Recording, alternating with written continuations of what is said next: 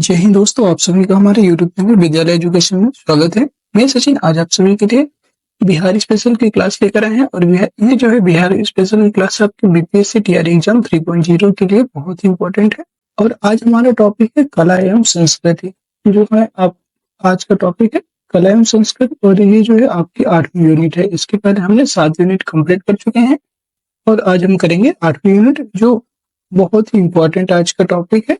याद रखिएगा, आज जो है आपका कला एवं संस्कृति पूरी कंप्लीट करेंगे। ठीक है, चलिए शुरू करते हैं आज के इस वीडियो में। किसी भी क्षेत्र के सांस्कृतिक जीवन की पहचान में बौद्धिक विरासत के साथ साथ कला, पर्व, त्योहार, मेले, उत्सव तथा लोगों के रहन सहन का भी महत्वपूर्ण स्थान होता है। कलात्मक दृष्टि से बिहार का इतिहास काफी बहुआयामी तथा समृद्ध रहा है। बिहार के कला के इतिहास में स्थापत्य, मूर्ति, चित्र का अद्भुत संरचना भी रहा है। ठीक है, आधुनिक काल में जो है यह परंपरा संगीत, नृत्य, पर्व त्योहार आदि के रूप में और अधिक विकसित हुई है। जैसे कि आप देख सकते हैं, वर्तमान बिहार में सबसे ज्यादा देखने को मिलता है संगीत के क्षेत्र, संगीत, नृत्य, पर्व त्योहार बहुत अधिक जो है व्यापक क्षेत्र में मनाया जाता है, जिससे कि कला और संस्कृति का बहुत अधिक रूप जो है विस्तार भी हुआ है। बिहार में कला के रूप, ठीक है, बिहार में कला के कितने रूप है? ये जो है 6 रूप है। किस कौन कौन से रूप में मनाते हैं? पहला है स्थापत्य कला, फिर है चित्रकला, फिर संगीत कला, नृत्य एवं लोक कला, नाट्य कला, पर्व एवं त्योहार कला, मेले मतलब कला के रूप में मेले आयोजित करना। ये जो है प्रमुख जो है बिहार में कला के रूप हैं। ठीक है, 6 कला के रूप दिए हुए हैं, आपको याद रखना है। सबसे प्रथम है स्थापत्य कला, जिसे हम पढ़ेंगे। स्थापत्य कला जो है मौर्य काल में बिहार कला परंपरा के स्थायी प्रमाण मौर्य काल से प्रारंभ होते हैं। मौर्य काल के दौरान बने जो राजप्रासाद हैं, स्तंभ, स्तूप एवं गुफा स्थापत्य कला के प्रमुख रूप हैं। ठीक है, पटना के कुम्हार से चंद्रगुप्त मौर्य के राजप्रासाद के अवशेष मिले हैं। यहाँ से एक विशाल कक्ष का अवशेष मिला है जिसमें 80 स्तंभ थे। ये गोलाकार स्तंभ एकाश में पत्थर के बने थे। संभवतः यह महल पत्थर के स्तंभ पर लकड़ी से निर्मित था, जो आपका चंद्रगुप्त मौर्य जो थे, मौर्य वंश के संस्थापक, इनका जो महल था वो आपका लकड़ी से बना था, याद रखेंगे। और इसका जो स्थल है वो पत्थर के स्तंभ पर बना हुआ था, याद रखिएगा। नेक्स्ट आपका अशोक ने धर्म प्रचार के लिए एकाश में पत्थर के स्तंभों का निर्माण करवाया था। और इन स्तंभों के शीर्ष पर पशुओं की आकृति है जो उल्टे कमल के फूल पर स्थित है। बिहार में ये स्तंभ लौरियागढ़ नंदन, पश्चिम चंपारण, लौरिया आर्यराज पूर्वी चंपारण, रामपुर पूर्वी चंपारण और बसाड़ वैशाली से प्राप्त हुए हैं। कहाँ से? लौरिया नंदनगढ़ पश्चिमी चंपारण, पूर्वी चंपारण और रामपुरवा भी पूर्वी चंपारण में है, बसाड़ वैशाली, इन जगहों से जो है ये स्तंभ प्राप्त हुए हैं।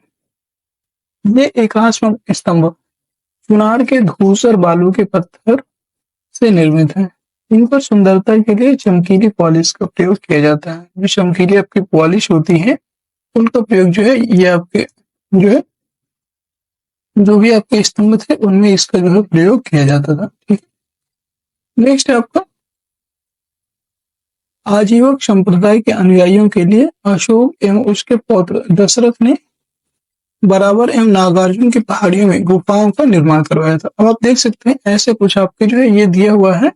ऐसे में देखिए, ये एक स्तंभ हो गया, हम स्तंभ ही बना रहे थे, ये एक स्तंभ हो गया और फिर इस पे एक पट्टिका लगाई जाती थी जिसमें जो है जो भी लेख उत्कीर्ण करवाना होता था, यहाँ पर यह लेख उत्कीर्ण करवा करके इसमें जो इसको वो किया जाता था, लगाया जाता था। तो इस प्रकार से, और ये जो निचला स्तर था जो आपको जमीन में धंसा रहता था। ठीक है, ऐसा कुछ इस आकार का यहाँ पे स्तंभ भी देखने को मिले हैं।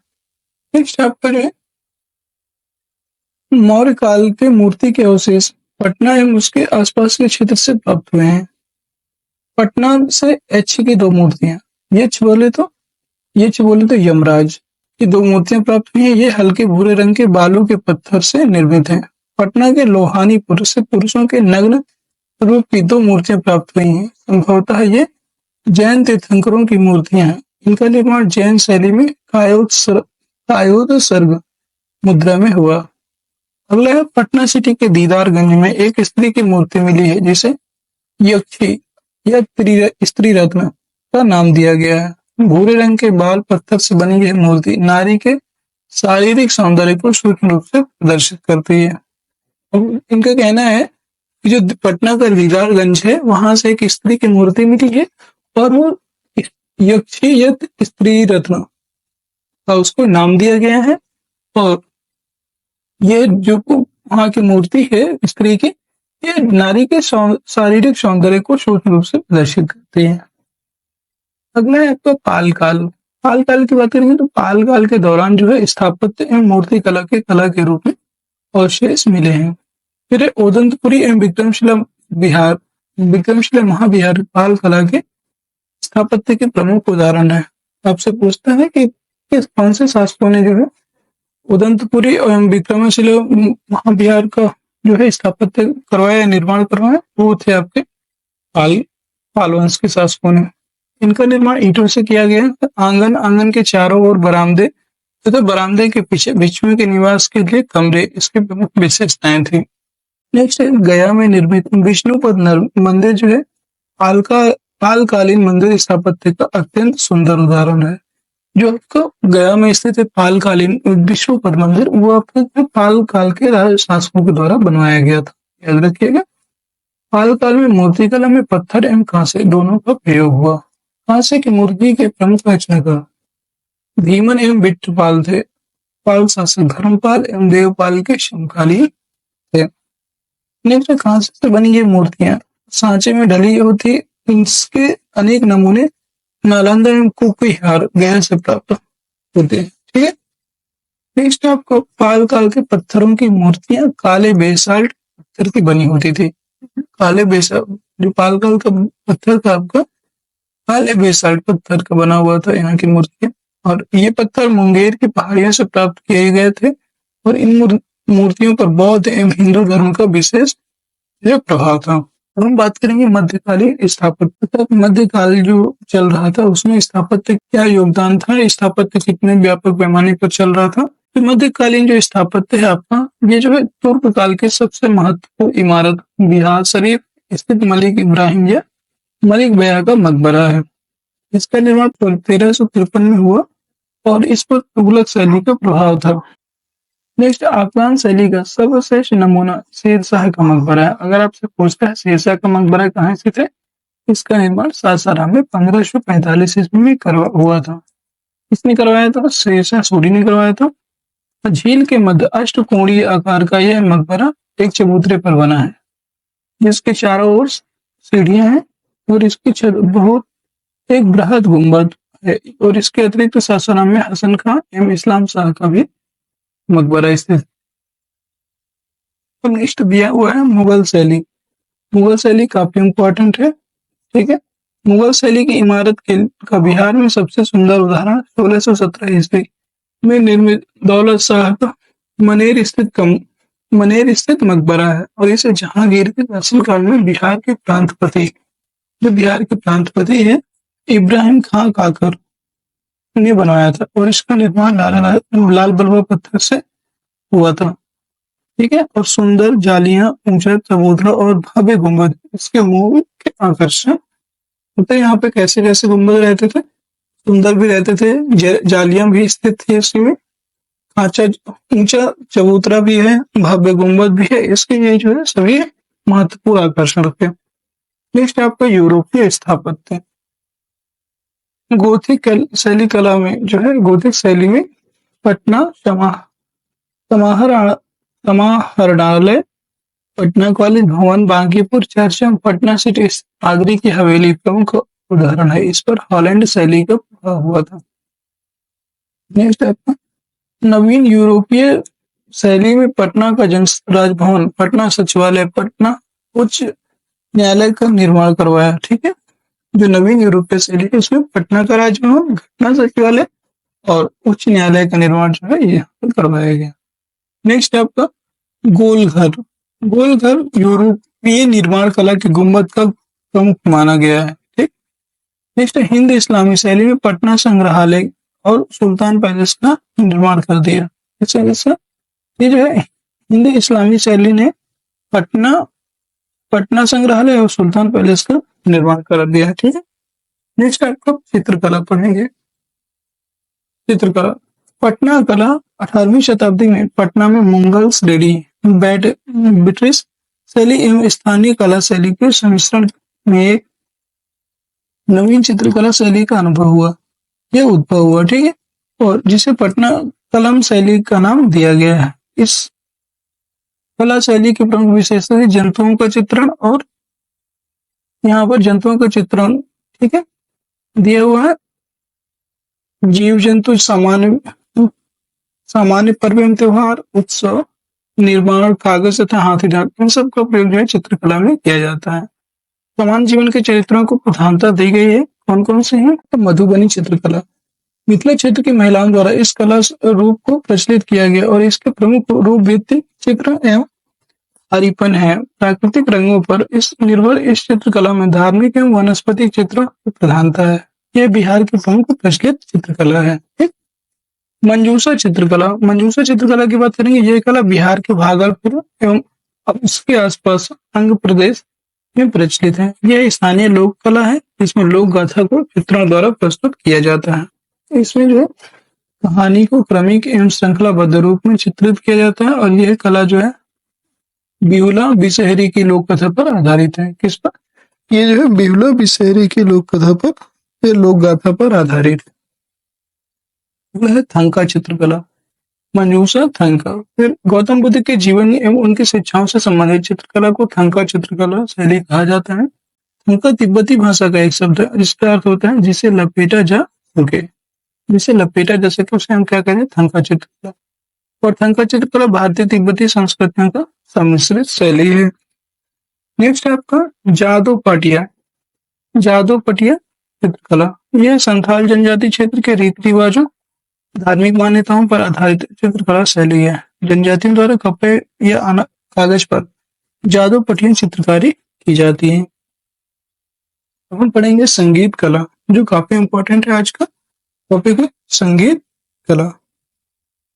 बिहार में उत्सवों, त्योहारों एवं शुभ अवसरों पर स्थानीय संगीत का प्रचलन रहा है। चैता तो चैत माह, चैत माह में गाया जाने वाला लोकगीत है चैता।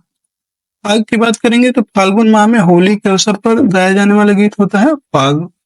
कजरी की बात करेंगे तो यह सावन के समय युवक एवं युवतियों द्वारा गाया जाने वाला लोकगीत है कजरी। नेक्स्ट 12 मासा, इसमें वर्ष के प्रत्येक माह की विशेषताओं का गीत द्वारा वर्णन किया जाता है, उसे हम कहते हैं 12 मासा। नेक्स्ट है जात सारी, जात सारी की बात करेंगे, यहाँ पे यह महिलाओं द्वारा चक्की अथवा जाता का उपयोग करते समय गाया जाने वाला गीत है। फिर आपकी नचारी, नचारी की बात करेंगे तो यह जो है यह भगवान शिव की स्तुति में गाया जाता है, और यह प्रख्यात कवि विद्यापति के गीतों का संकलन है नचारी। तो दोस्तों अब आपको क्लास कैसी लग रही है कमेंट सेक्शन जरूर बताइएगा। अगर क्लास आपको पसंद आती है शेयर कर दीजिए, लाइक कर दीजिए, और चैनल में नए हो तो चैनल को सब्सक्राइब अवश्य कर लीजिएगा। ठीक है। आपके लगभग बिहार स्पेशल की कुछ क्लासें और बची हैं, नहीं तो खत्म होने वाला है, और बहुत ही बेहतरीन तरीके से हम लोगों ने इसको खत्म किया, कंटिन्यू किया। तो अगला है आपका सोहर, शिशुओं के जन्म पर महिलाओं द्वारा गाया जाने वाला गीत है सोहर। फिर है सुमंगली लगनी, विवाह के शुभ अवसर पर महिलाओं द्वारा गाया जाता है। नेक्स्ट है बटोहिया, बटोहिया की बात करेंगे, यह जो है यह देशभक्ति से भरा गीत है। यह गीत श्री रघुवीर नारायण जी की रचना है। देशभक्ति से भरा गीत है बटोहिया, और यह जो है श्री रघुवीर नारायण की रचना है। फिर है आपका फिरंगिया, फिरंगिया की बात करेंगे तो यह देशभक्ति से भरा गीत है, और इसका प्रचलन स्वतंत्रता आंदोलन के समय बहुत अधिक हुआ था। नेक्स्ट आपका बहुत इंपॉर्टेंट है लोक नृत्य एवं लोक नाटक, बहुत इंपॉर्टेंट है लोक नृत्य एवं लोक नाटक। जोगीड़ा नृत्य होली के अवसर पर गांव की टोली द्वारा गीत एवं नृत्य किया जाता है। ठीक है। जो होली के अवसर पर है गांव की टोली द्वारा गीत एवं नृत्य किया जाता है। ठीक, जोगीड़ा नृत्य के अवसर पर। अगला है लौंडा नृत्य।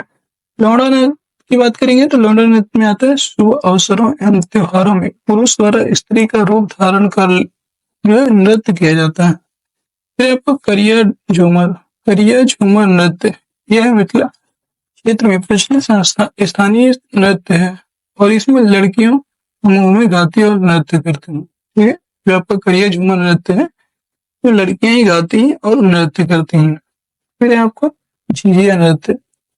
झिझिया नृत्य की बात करेंगे तो यह नृत्य ग्रामीण लड़कियों एवं महिलाओं द्वारा किया जाता है और इसमें मुख्य लड़की अपने सर पर छिद्र वाला घड़ा रखती है तो उसके अंदर दीप जला करके नृत्य है। इतनी बात आपको समझ में आ गई होगी उम्मीद है। फिर हम बात करेंगे सामा चकेवा।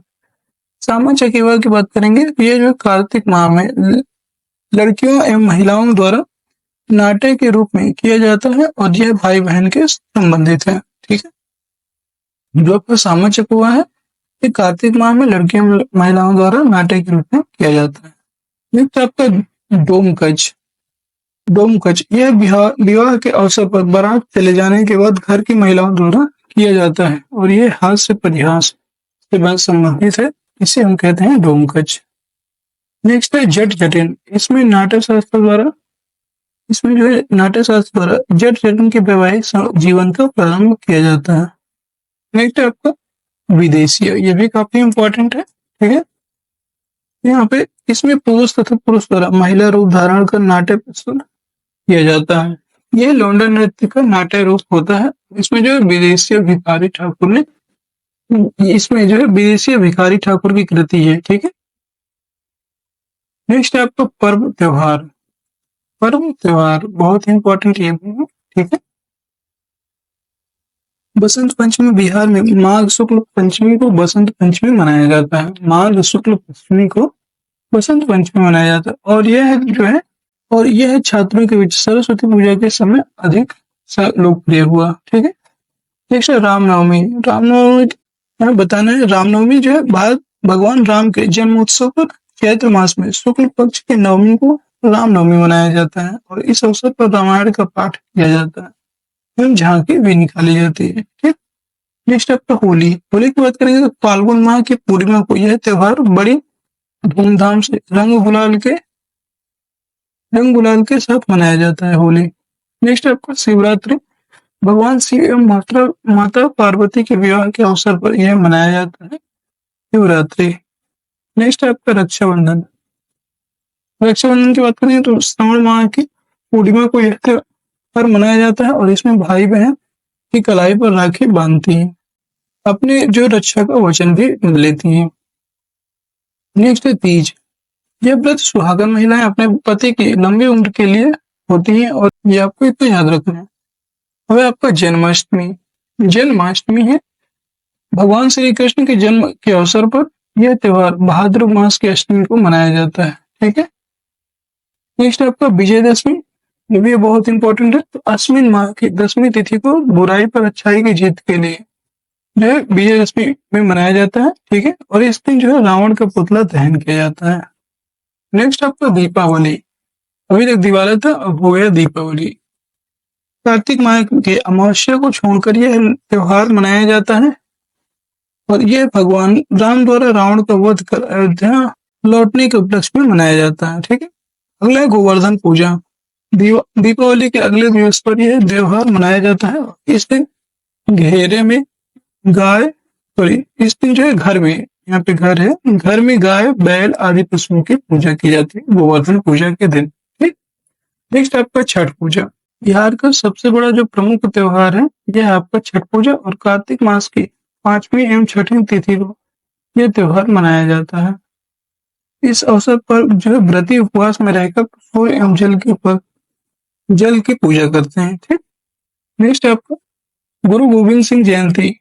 सिखों के 10वें गुरु श्री गुरु गोविंद सिंह के जन्म दिवस पर शोभा यात्रा निकालकर इसे मनाया जाता है। और गुरु गोविंद सिंह का जन्म कब हुआ था? वो जो है गुरु गोविंद सिंह का जन्म कब हुआ है? ये जो है आपको पटना बिहार में हुआ है, ये आप याद रखेंगे। महावीर जयंती के बारे में बात करेंगे तो जैन धर्म के 24वें तीर्थंकर भगवान महावीर स्वामी के जन्म के अवसर पर यहाँ पर चैत्र माह में मनाया जाता है। ठीक, नेक्स्ट है आपका बुद्ध जयंती। वैशाख पूर्णिमा को भगवान बुद्ध के जन्म अवसर पर बुद्ध जयंती मनाई जाती है। ठीक है। नेक्स्ट आपका मेले, अब हम पढ़ेंगे यहाँ के मेले। हरिहर क्षेत्र मेला। हरिहर क्षेत्र मेला एशिया का सबसे बड़ा पशु मेला जो है कौन सा है, वो है आपका हरिहर क्षेत्र मेला। जो है एशिया का सबसे बड़ा पशु मेला सोनपुर में गंडक नदी के किनारे आयोजित है और स्थानीय स्तर पर यह सोनपुर महिला में उपस्थित है। यह महिला सोनपुर में मेला के नाम से भी प्रसिद्ध है, ऐसे भी आप बोल सकते हैं। नेक्स्ट है कार्तिक पूर्णिमा मेला। यह कार्तिक पूर्णिमा के दिन सोनपुर में गंगा स्नान के रूप में लगता है और इस दिन लोग गंगा स्नान कर हरिहर नाथ की पूजा करते हैं और इसी दिन में से सोनपुर मेला 1 मास के लिए जो प्रारंभ हो गया। नेक्स्ट आपको वैशाली का मेला। वैशाली का मेला की बात करेंगे तो ये जो है महावीर के जन्म स्थली में चैत्र मास में वैशाली मेले का आयोजन किया जाता है। ठीक। नेक्स्ट है आपका जानकी मेला। जानकी मेला की बात करेंगे तो ये जो है आपका सीतामढ़ी में सीता माता की जन्म स्थली पर चैत्र मास में जानने के मेले का आयोजन किया जाता है। कब किया जाता है? चैत्र मास में, चैत्र मास। नेक्स्ट आपका सौराठ मेला मिथिलांचल मधुबनी में स्थित है और यह जो है इसमें शादीशुदा को सुगम बनाने के लिए इस मेले का आयोजन किया जाता है और यह मेला जो है प्रतिवर्ष ज्येष्ठ या आषाढ़ माह में लगता है, जो सौराठ का मेला होता है। ठीक। इसमें पिताजी अपनी पुत्री के लिए योग वर्ष चुनते हैं। नेक्स्ट है आपका जो है पितृपक्ष मेला। पितृपक्ष मेला की बात करेंगे प्रत्येक वर्ष सितंबर अक्टूबर माह में इसका आयोजन किया जाता है और इस मेले में हिंदू धर्म के लोग अपने पूर्वजों के मोक्ष के लिए फल्गु नदी के तट पर पिंडदान करते हैं। ठीक है। नेक्स्ट आपका मंदार मेला। यहाँ पर जो सबसे अधिक पिंडदान होता है पितृपक्ष मेला में। नेक्स्ट आपका मंदार मेला बांका जिले में स्थित मंदार पहाड़ी पर प्रत्येक वर्ष मकर संक्रांति के अवसर पर मंदार भुला जाएगा। नेक्स्ट है आपका मलमास मेला। मलमास मेला की बात करेंगे तो यह राजगीर में मलमास माह में लाखों भक्त गर्म पानी के झरने में स्नान करने व पूजा करने आते हैं। और आज का टॉपिक अपने यहीं पे समाप्त होता है। आज की आपको क्लास कैसी लगी कमेंट सेक्शन में जरूर बताइए। क्लास पसंद आई है तो क्लास को लाइक कर दीजिए, शेयर कर दीजिए और चैनल में नए हैं तो चैनल को सब्सक्राइब अवश्य कर लीजिए। ठीक है, जिससे कि आगे आने वाली वीडियोज की नोटिफिकेशन आप सभी को मिल जाए। मिलते हैं नेक्स्ट वीडियो में, तब तक के लिए जय हिंद जय भारत।